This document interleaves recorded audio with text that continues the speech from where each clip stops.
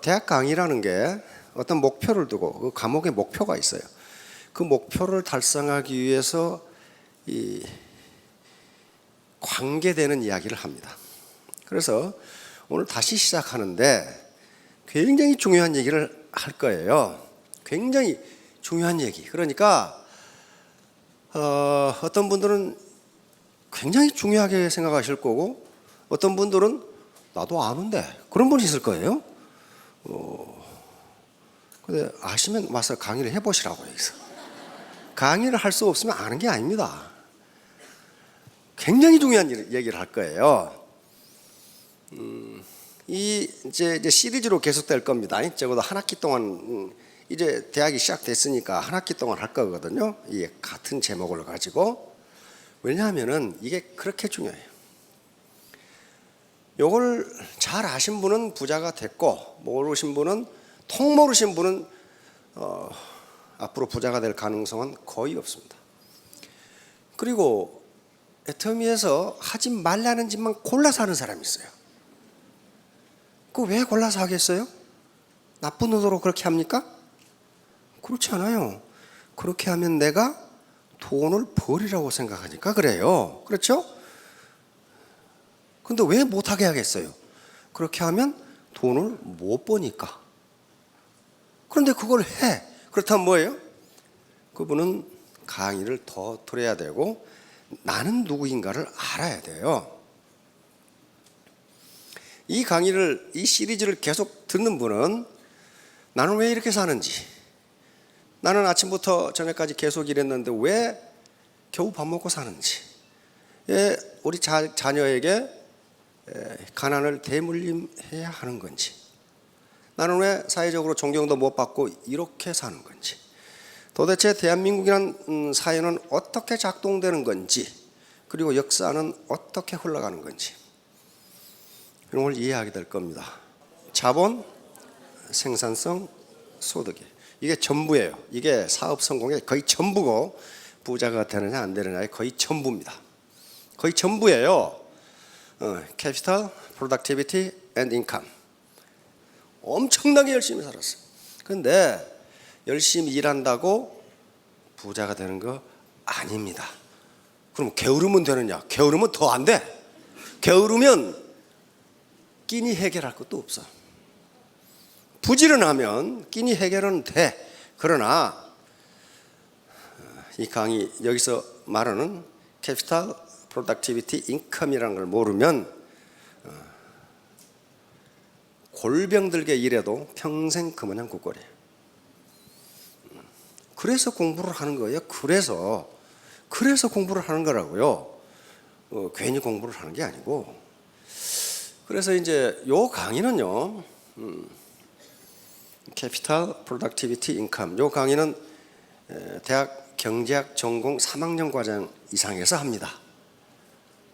그러면 야 큰일 났다. 이거 이제 나는 이게 말이야 경제학과 들어가 보셔도 되는데 걱정하실 거 하나도 없어요.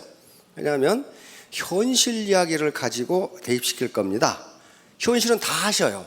다 아시는데 나도 알아. 그렇게 끝내지 마시고 왜 그러는가 이걸 따져봐야 돼. 왜 근데 나는 안 되는가? 저 사람은 그렇게 하는데 나는 어떤가를 생각하셔야 돼. 국가 평균이 어떻느냐? 뭐 국가 정책이 어떻느냐? 그거 아무 상관없어요. 그런 거 따지지 말고 내가 왕년이 어땠느냐? 그 왕년은 개나 물어가라 그러고요. 지금 내가 어떻느냐 하는 것을 따져보셔야 됩니다. 실제로 성공하려면 어떻게 해야 되는 것인가? 요게 이제 쉽지가 않아요. 이게 파레토 2080 법칙이라는 게 거기서 나옵니다. 똑같은 강의를 듣는데 성공자는 20%밖에 나오질 않아요. 80%는 뭐냐? 꼭 게을러서 그래, 게을러서. 그리고 교만해서 그래, 교만. 교만이라는 건 겸손과 교만이 있는데 그 정반대죠. 그런데 많은 현자들이 로버트 키요사키도 그 책에서 그려놨더라고. 겸손이 뭐냐? 남의 얘기를 듣는 것이다. 겸손. 이게 자기는 겸손하다고 막 이렇게 폼 잡고 그러는데 남의 얘기를 안 들으면 그 사람은 오만한 사람이에요. 자, 먼저 이 사업을 할 것인가 말 것인가. 이건 그러니까 이게 비전이 있느냐 하는 거야. 비전이 있느냐? 근데 어떤 사업 설명회 치고 비전이 없다고 하는 사업 설명회는 없어요. 그러면 과연 그런지를 누가 판단해야 돼요? 내가 판단해야 돼요. 왜? 이 사회는 자본주의 시장 경제입니다. 그것이 뭔가는 다음에 나올 거예요. 자본주의 시장 경제는 모든 의사결정을 자기가 하고 그 결과에 대해서도 자기가 책임을 져야 돼요. 아무리 앞에서 회사에서 사업 설명을 하면서 비전이 있고 무엇이 어떻고 제품이 어떻고 그걸 100% 믿지 마시라고 하는 거예요. 자기가 판단해야 돼. 써보고 판단해야 돼. 그래서 이것은 이성적 판단이 필요하고 하느냐 마느냐 이건 자기 권리예요. 아무도 강요하지 않습니다. 그리고 그 결과에 대해서도 자신이 책임을 져야 돼요. 두 번째, 현재 상태에서 나 같은 사람도 성공할 수 있을까? 없습니다. 자다 깨나도 안 돼요. 성공 못합니다. 현재 상태에서는 못합니다. 왜? 해본 적이 없는데 어떻게 성공하냐 말이에요. 자, 그런데 그러면 이제 어떻게 해야 성공하는가? 여기 문제. 여기 시스템에 참여해야 돼요. 참여하라는 이유가 있단 말이에요. 이유가 있어요. 그리고 와서 스폰서와 파트너, 회사와 사업자 소통을 해야 되고 커뮤니케이션이 이루어야 되고 그리고 혼자서는 절대로 성공 못합니다. 재심 합력해야 돼요. 그리고 이 과정이 모두 학습이 되면은 러닝이 되면은 학습한 후에 나 같은 사람도 성공할 수 있을까? Yes, 성공할 수 있어요. 학습이 돼야 됩니다. 그래서 학습과 사업이 동시에 진행되는 분들은 성공해요. 단 3년 만에 스타 마스터 돼버린 사람들이 있어요. 왜? 그렇게 열심히 했어. 그리고 계속 와서 들었어. 이제 고구마는 굴 갖고 고구마 심어서 뽑아 보셨죠? 이게 뽑으면은 사정없이 세게 잡아다녀 버리면 고구마가 다 떨어져서 어디 있는지 몰라. 그러나 슬슬 켜보면은 고구마 줄기에 고구마가 다 붙어 있어요. 이렇게. 다시 말하면 이 고구마 하나하나가 강인데 이게 전부 연결되어 있다는 거예요. 고구마가 전부 연결되어 있어요.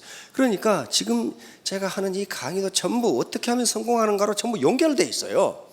떨어져 있는 게 아니에요. 이게. 그럼 어떻게 연결되는가는 계속해서 강의를 들어야 알아. 자, 이와 같이 전부 연결되어 있어요. 오도 일이 관지. 이것은 논어에 2번 나옵니다. 논어라는 책에 2인편, 유령공편에 나오는데 이 말이 무슨 말이냐면요. 공자님이 쓰신 책이 엄청나게 많아. 우선 가장 오래된 경전인 시경. 그건 그 당시에 하은주 3대 유행했던 유행가입니다. 유행가 천수를 모아가지고 그 중에 가장 가사가 좋고 뜻이 좋은 것 한 310여 줄을 골라놓은 게 시경이라는 책이에요. 그런데 유행가 속에가 뭐가 들어있냐면요, 그 시대 일반 백성들의 예환이 유행가 속에 다 들어있어요. 그래서 그 시가 가장 좋은 거예요. 왜? 지식인들이 시를 쓰면요 가식적인 것이 많아. 자기를 드러내기 위해서. 그런데 일반 백성들은 있는 그대로의 감정을 표현해요. 그래서 시가 원래는 시 그랬는데 나중에 경으로 성격된 겁니다. 그렇게 순수하게 시를 써놨어요. 그걸 공자님이 편집을 했지. 그 다음에 서경, 이것도 그 당시에 역사 사관들이 써는 것, 좋은 글 중에서 역사에 남길 글 편집을 했단 말이에요. 춘추를 직접 쓰셨고, 그 다음에 주역의 시빅, 주역이 나왔는데 공자님이 만들어 놓은 10개의 날개라 그 말이에요. 그게 없으면 주역은 경전으로서의 무게가 서지를 않아요. 그러니까 그걸 해석해가지고 붙여놨어. 그다음 예기, 중용, 대학, 논해 전부 공자님 말씀이에요. 그런데 이렇게 많은 말씀이 있어. 그래서 제자들한테 물었어. 자공아, 너는 내가 많이 안다고 생각하느냐? 그러니까 어때요? 이게 역사, 천문, 지리, 군사 모든 분야에 아주 그냥 탈통을 했어. 수학까지 탈통을 했어요. 음악까지 아주. 그러니까 제자들이 보기엔 이게 모르는 게 없어. 그러니까 공자님이 그걸 느꼈겠죠. 너는 내가 많은 걸 안다고 생각하느냐? 이렇게 물으니까 예스 그랬단 말이에요. 여 그랬단 말이에요. 예스. 그러니까 오도 일이관지. 나의 도는 하나로 일관되어 있다. 그러니까 한 가지를 설명해서 이게 이렇게 많이 필요한 거다 그런 말이에요. 지금 한 가지를 알기 위해서. 충자는 공자님의 도는 충서다 그랬거든요. 충서다. 그런데 그걸 한마디로 말하면 인이다. 그런 말이에요. 이름, 인. 요 인이라는 것을 인간애거든요. 요걸 휴머니티라고 할 수도 있죠. 비네벌런스, 휴머니티. 요 하나를 설명하기 위해서 그렇게 많은 말을 한 거다 그 말이에요. 지금 그러니까 이게 고구마 능쿨이 이렇게 있는데 요 무슨 한 가지 말을 하기 위해서 저도 이렇게 많이 이야기를 할 수밖에 없어요. 왜? 그걸 하기가 쉬운 게 아니니까 그래요. 쉽다면은 다 부자가 되죠. 어려워요. 굉장히 어려워. 근데 그게 못할 것도 아니야. 자, 그래서 사업자들도 마찬가지예요. 하나로 일관되어 있어야 돼. 초지일관이란 말 아시죠? 처음의 뜻을 끝까지 펼쳐나간다. 그 다음에 시종료일, 처음과 끝이 하나로 연결되어 있다. 그 다음에 초지불변, 처음 생각을, 처음 뜻을 변하지 않고 끝까지 간다. 유지경성, 뜻이 있어 마침내 이룬다. 이건 후한서에 나오는 이야기입니다. 후한서 광무제에 나오는 얘기. 그 다음에 견인불발, 튼튼하고 참고 해서 꺾어지지 않는다. 이게 있지 않으면 성공 힘들어요. 여기서 가장 핵심적인 성공, 애터미 사업에서 가장 핵심적인 성공은 뭐냐 하면은 안정적인 고소득입니다. 안정적인 고소득이에요. 여기 일시적인 고소득은 성공이 아니에요. 50만 원 벌고 그 다음부터는 땡전 한 푼 못 벌어. 그거 성공 아니에요. 안정적인 고소득. 다시 말하면 내가 내 스스로 노후까지를 책임질 수 있는 소득. 이게 안정적인 고소득. 이렇게 해야 성공했다고 볼 수 있어. 그리고 내 자식에게까지 물려줄 수 있는 안정적인 코드. 그러면 더욱 성공했다고 볼 수 있어. 그렇죠? 그거요. 그런데 이게 안정적인 고소득 이걸 얻어야 성공하는데 그러려면 아주 반드시 자본 축적이 이루어져야 돼요. 자본이 없으면 평생 거지로 삽니다. 아무리 아침부터 저녁까지 뼈 빠지게 일해도 자본 축적이 되지 않으면요 가난뱅이로 살 수밖에 없어요. 이때 우리 회원분들께서는 어떤 새끼가 자본을 가져간 거야 그렇게 생각하지 마시고 나는 나를 위해서 지금까지 자본 축적을 한 적이 있느냐를 생각해 봐요.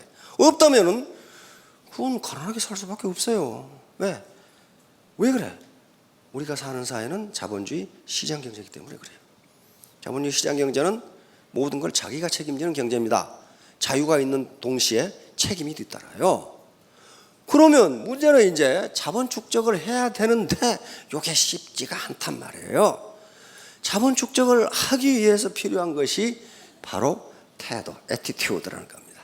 내 마음가짐, 정신자세, 겸손 이런 것들이에요. 여기 수많은 변수가 있어요. 그래서 모든 강의는 여기에 집중됩니다. 어떻게 하면 자본 축적이 되느냐. 그런데 그 전에 내가 어떤 태도, 어떤 마음가짐, 어떤 학습을 해야 도대체 자본 축적이 되는 것이냐. 자, 구슬이 서말이라도 껴야 보배. 이런 말 아시죠? 구슬은 굉장히 값진 겁니다. 그렇죠? 옥구슬, 진주구슬 좋죠? 그런데 이 속담은 뭐냐면 아무리 값진 것이라도 그것을 갈고 닦아서 연마해서 쓸모있는 것으로 만들지 않으면 별 필요가 없다 그런 말이에요. 별 필요가 없다. 그러면 우리 인간은 타고나면서부터 각자 나름대로의 재능이라는 구슬을 가지고 있다고 합니다. 그래서 현자들은 뭐라고 그러냐면은 인간은 무지한 상태로 태어났으나 멍청하게 태어나지는 않았다. 태어난 놈한테 방정식 아냐고 물어보세요. 몰라요. 태어난 상태에서는 아무것도 몰라. 무지한 상태인데 멍청하게 태어나지가 않았어. 그래서 살아가면서 학습을 통해서 점점 알아가. 그렇죠? 그러면서 알아가는 과정을 자본 축적이라고 생각하시면 돼요.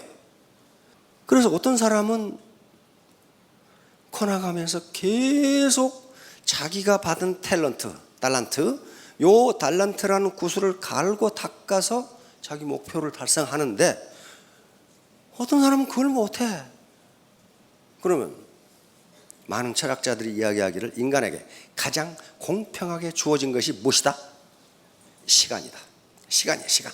시간인데 어떤 사람은 그 시간을 값지게 썼고 어떤 사람은 낭비했었어요.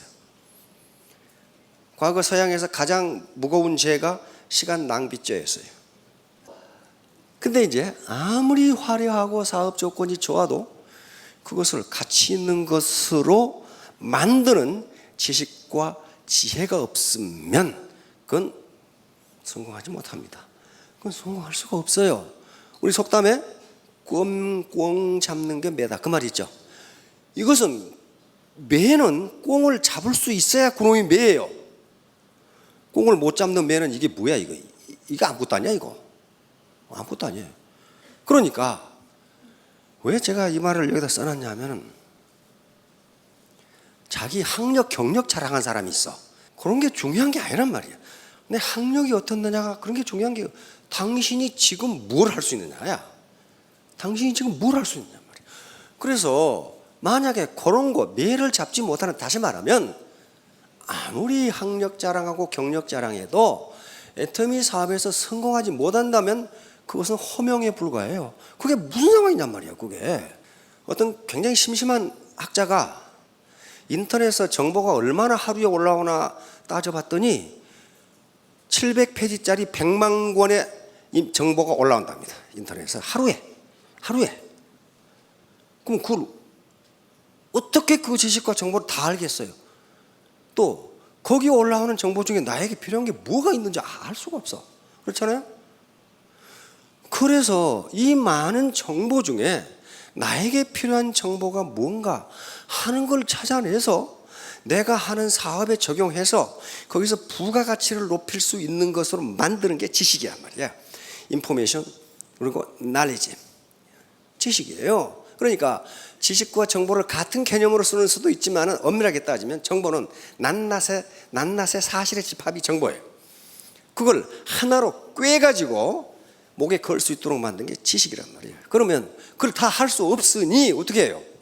이런 강의를 통해서 또는 스폰서와 파트너 간의 소통을 통해서 우리에게 필요한 정보가 뭔가를 활용하는 거예요. 정보가 너무 많으니까 그게 문제가 된단 말이에요.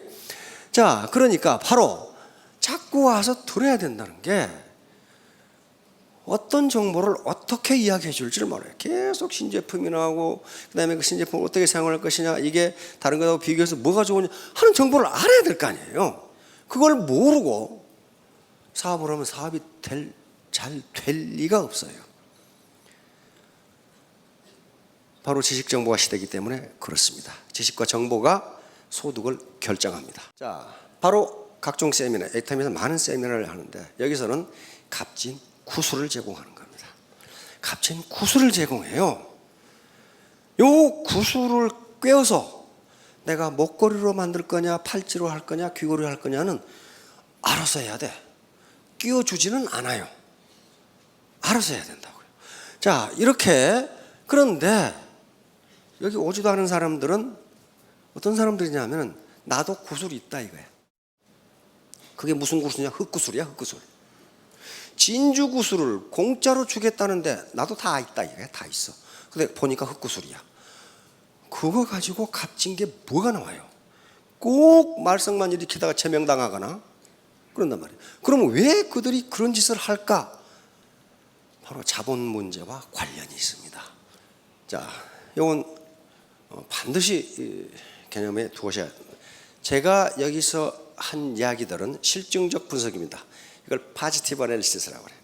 실증적 분석은 현실에서 관찰되는 경제 현상을 있는 그대로 설명하고 예측하는 분석 방법입니다. 그러니까 이것은 경제 변수들 간의 인과관계를 과학적으로 분석한 거예요. 다시 말하면 내 가치 판단이라는 건 내 감정이 개입되는 게 아니고 있는 그대로 분석하는 거예요. 예를 들면 자본 장비율이 낮으면 생산성이 낮다. 생산성이 낮으면 소득이 낮다. 이건 사실 분석이에요. 소득이 낮은 게 좋으냐 나쁘냐를 얘기하는 게 아니라고요, 지금. if then이 만약 뭐뭇이라면 뭐뭇이다. 예를 들면 전 농가의 배추 농사가 풍년이면 배추 가격이 떨어진다. 그런 경험 있으시죠? 그러면 전 농가의 배추 농사가 풍년이 드는 게 좋으냐 나쁘냐를 여기서 따지는 게 아니라 그 말이에요. 그리고 가격이 떨어지는 게 좋으냐 나쁘냐를 따지는 게 아니에요. if 만약 풍년이 든다면 배추 가격이 떨어진다. 여기까지만 얘기합니다. 좋으냐 나쁘냐는 가치 판단의 문제는 개인이 알아서 할 일이에요. 왜? 사람마다 가치관이 달라. 그래서 제가 그걸 나쁘다 좋다 얘기할 수가 없어요. 자, 그 대신 규범적 분석은 이제 가치 판단을 개입시키는 겁니다. 예를 들면 인플레이션은 좋지 않다. 이런 식으로. 그러니까 여기서 뭐뭐 이해한다 또는 뭐뭐이 바람직하다 하는 것을 내는 것인데 경제학의 궁극적 목적은 규범적 분석입니다. 그러나 그 실증적 분석이 뒷받침되지 않은 규범적 분석은 그건 공연물이나 다름없어요. 반드시 if then 정부가 통화량 공급을 늘리면 물가가 오른다. 이렇게 분석하는 게 실증적 분석이에요. 그런데 물가가 오르는 게 좋으냐 나쁘냐를 따지는 게 규범적 분석이에요. 그러니까 여기서 제가 하는 강의는 전부 실증적 분석이다. 어떤 사회적인 얘기를 할 때 그것이 좋으냐 나쁘냐를 얘기하는 게 아닙니다. if, 때에 만약 무엇이라면 어떻게 된다. 그게 좋으냐 나쁘냐는 개인의 영역입니다. 이 모든 사회는 세 가지 문제가 있어요. 하나는 무엇을 얼마나 생산할 것이냐. 이게 지금 입고 계시는 옷들을 보니까 같은 분이 하나도 없어. 그러면 각각의 옷을 얼마나 생산할 것이냐 누가 결정할 거냐 하는 거예요. 누가 결정할 거야. 신고 계시는 신발도 같은 게 하나도 없어. 여자들은 같은 옷 입고 나오면 집에 가서 바꿔 입고 나온다고 그러죠. 바꿔 입고 나오는데 또 같은 걸 또 바꿔 입고 나왔어. 그러면 이렇게 다양한 수십만 가지의 재화와 서비스를 도대체 얼마나 생산할 거냐. 무엇을 얼마나 생산할 거냐. 두 번째, 어떻게 생산할 거냐. 어떻게. 노동을 쓸 거냐 기계를 쓸 거냐. 원료는 뭘로 하며 등등. 이걸 결정해야 돼. 어떻게 생산할 거냐. 세 번째는 포흠. 누구를 위해 생산할 거냐. 다시 말하면 생산된 재화를 어떻게 나눠 가질 것이냐 하는 거예요. 어떻게 나눠 가질 거냐. 경영자가 얼마를 갖고 노동자가 얼마를 갖고 렌트를 얼마를 주고 이자를 얼마를 줄 것인가. 이 문제를 결정을 해야 돼. 자, 이 세 가지 문제를 해결하기 위해서 나온 게 경제체제입니다. 경제체제. 우리가 채택한 경제체제는 자본주의 시장경제. 자, 그러니까 요 세 가지 문제, 이거 어떻게 해야 돼? 자본주의 시장경제는 이 문제를 시장이 해결하라고 하는 겁니다. 내가 이 양복을 몇 개를 만들 것이냐는 국가가 개입하지 않는다. 그런 말이에요. 개입하지 않는다. 만드는 사람이 알아서 만들어라. 이걸 몇 벌을 만들든지, 이걸 어떻게 만들 건지, 어떤 원료를 만들 건지를 누가 결정해요? 개인이 결정하라네, 개인이. 그리고 그 결과에 대해서도 네가 책임을 져야 돼. 네가 의사결정을 잘했다면 돈을 벌 거고, 의사결정을 엉터리를 했다면 손실을 봐라. 그게 네 책임이야. 이걸 보이지 않는 손이라고 합니다. 인비지블 핸드. 보이지 않는 손이 모든 걸 결정해버려요. 어떤 것이 비싸고 누가 더 많은 소득을 얻고 그 다음에 누가 더 많은 연봉을 받을까? 왜 그럴까까지만 생각해. 왜 그럴까? 자, 문전옥답하고 천수답. 어떤 게 비싸요? 문제는 왜 그래요? 왜 그래? 생산성이 높아요. 생산성이. 아까 자본, 생산성, 소득 그랬죠. 생산성이 높아요. 생산성이 높다는 건 뭐를 의미하냐면은 자본 집약도가 높다 또는 비옥도가 높다 이렇게 얘기해요. 그래서 그런 거예요. 괜히 비싼 게 아니고 생산성이 높아요. 강남의 상가하고 봉천동 상가. 왜 강남에 있는 상가가 비싸요? 가격도 비싸고 임대료도 비싸요. 그렇죠? 왜? 바로 생산성의 문제예요. 생산성의 문제예요. 저기 그 명동에 그 평당 가게 월세가 얼마씩 한다고 들었어요? 근데 신문에 본 것 같은데 되게 비싸. 되게 비싼데 1억으로 알고 있어. 그러면 그 가게를 빌려서 하는 그 주인은 바보냐 이거야. 바보 아니에요. 월세 1억을 주고도 그보다 많이 남으니까 해요. 그렇죠? 그만큼 그 땅은 비옥도가 높다. 이렇게 생산성이 높다. 생산성이 높아요. 현대자동차 근로자, 중소기업 근로자 마찬가지예요. 지금 현대자동차 근로자들이 평균 임금이 우리나라에서 가장 높은 축에 속하죠. 현대, 기아, 삼성 이런 다 굉장히 높아요. 평균 연봉이 9천만 원 정도면 간부들은 1억이 훨씬 넘는다는 얘기예요. 그러면 왜 그럴까 하는 거예요. 왜 그럴까? 새끼들 말이야. 재수가 좋아가지고 재수가 좋아서 거기 하는 게 아니에요. 그 근로자들의 생산성이 높은 거예요. 그거 죽어도 현대자동차는 수지가 맞아. 그렇죠? 안 맞으면 왜 하냐 말이야. 안 맞으면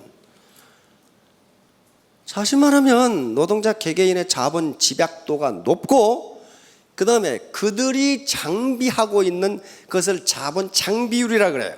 1인당 현대자동차가 가지고 있는 자본이 얼마냐는 거예요. 중소기업하고 현대자동차 근로자라고는 자본 집약도가 비교가 되지 않아. 비교가 되질 않아요. 자동차는 쑥 가면 땜질하는 거 누가 해요? 옛날에 노동자가 이렇게 했는데 지금은 로봇가 이렇게 뺑뺑 돌아가가지고 뭐 찍 하고 막 그러잖아요. 그러면 그게 전부 다 노동자 수는 적은데 자본이 많다면은 노동자 개인당 자본 장비율이 높은 거예요. 자, 비행기 조종사, 시내버스 기사. 비행기 조종사 적어도 연봉 1억 이상이에요. 거기도 근무 환경 굉장히 좋아. 시내버스 기사. 사람의 인권은 동일하지만 가지고 있는 자본은 다릅니다. 자본의 양은 달라요. 그래서 자기가 가지고 있는 인적 자본 그리고 그 사람이 무장한 자본 장비율이 높으면 생산성이 높게 되고 소득이 많게 돼요. 많다고. 그 오너는 경영자는 그렇게 많은 연봉을 주고도 그렇게 스킬이 높은 사람을 갖다 쓸 필요가 있단 말이에요. 그렇죠? 그래야 생산성이 있어요. 아무나 갖다 썼다가 비행기 떨어지면 어떡해 이거? 완전 망하잖아요. 그러니까 굉장히 자본 집약도가 높은, 다시 말하면 엄청난 기술과 지식을 가지고 있는 사람을 거기에 쓴단 말이에요. 프로야구 이승엽 선수하고 보통 선수. 이승엽 선수 연봉이 훨씬 높습니다. 그렇죠? 왜 그러겠어요? 인기가 좋아서? 아무리 인기가 좋아도 그놈이 맨날 스트라이크 아웃 돼봐요. 연봉 안 높아요. 이승엽 선수의 생산성이 높은 거예요. 9회 말 투아웃에 말로 홈런을 쳐버린다고? 그럼 어때요? 그날 저녁에 대구 술집 술 엄청나게 팔리죠. 엄청나게. 베이비도 많이 생겨나고 엄청나게.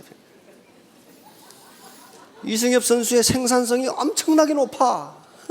그래 연봉을 그렇게 줘도 이승엽을 보러 입장하는 사람이 많다. 그러면 생산성이 높은 거지. 그러니까 연봉을 그렇게 줘도 삼성 구단으로서는 손해볼 게 전혀 없어. 그렇죠? 손해볼 게 전혀 없는 거예요. 그래서 높은 거예요. 그래서 이승엽이 이뻐서 그런 게 아니에요. 그럼 이승엽은 어떻게 그렇게 됐을까? 이승엽은 원래 투수입니까? 타자입니까? 투수였어요. 투수. 공 던지는 투수였다고. 그런데 완전히 슬러거가 됐어요. 말로 홈런을 막 밥 먹듯이 치는 슬러거가 됐어. 그것도 장애 홈런도 많이 쳤어. 그렇죠? 그러니 연봉이 높을수록 생산성이 높아요. 어떻게 투수가 공 던지는 사람이 팔이 아파가지고 타자로 돌아섰는데 국내 제1의 슬러거가 돼버렸냐 말이에요. 해설하는 사람들 말 들어보면은 밤에 잠을 안 잔답니다. 다 선수들이 자고 들어갔는데요, 혼자 배팅 연습하고 있어. 혼자 하고 있어. 혼자. 그러니까 감독이 어떻게 보겠어요? 저놈은 될 놈이다 이렇게 본 거예요. 다 잠자는데 혼자 연습하고 혼자.